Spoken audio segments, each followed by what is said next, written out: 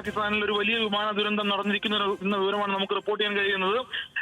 റഷ്യയിലേക്കുള്ള യാത്രാ മധ്യയായിരുന്നു അപകടം ഉണ്ടായിരുന്നത്. അസർബൈജാൻ എയർലൈൻസിന്റെ വിമാനമാണ് അപകടത്തിൽപ്പെട്ടത്.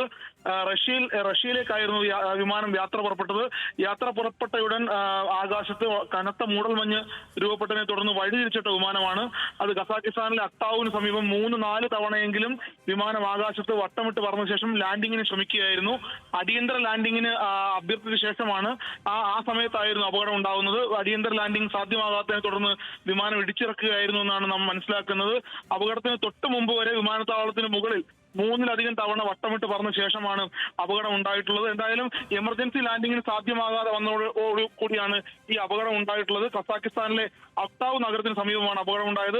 ഏതാണ്ട് 105 പേർ, ക്രൂ അടക്കം, യാത്രക്കാരും വിമാനത്തിലെ ജീവനക്കാരും അടക്കം 105 പേർ വിമാനത്തിൽ ഉണ്ടായിരുന്നു എന്നാണ് നമുക്കിപ്പോൾ അറിയാൻ കഴിയുന്നത്. അല്ലെങ്കിൽ യാത്രക്കാരിൽ ആരെങ്കിലും രക്ഷപ്പെട്ടിട്ടുണ്ടോ എന്നുള്ള കാര്യങ്ങളൊന്നും വ്യക്തമല്ല. എന്തായാലും വലിയൊരു വിമാന ദുരന്തമാണ്, വലിയ അപകടമാണ് നടന്നിട്ടുള്ളത്. റഷ്യയിലെ ചെച്നിയിൽ നിന്നും ബാക്കുവിലെ ഗ്രോസ്നിയിലേക്കാണ് ഈ വിമാനം പോയിരുന്നത്. ഗ്രോസ്നുവിൽ കനത്ത മൂടൽമഞ്ഞായിരുന്നു ഇന്ന് രാവിലെ മുതൽ തന്നെ. അത് തന്നെയാണ് ഒരുപക്ഷെ അപകടത്തിന് കാരണമായി നാം മനസ്സിലാക്കുന്നത്.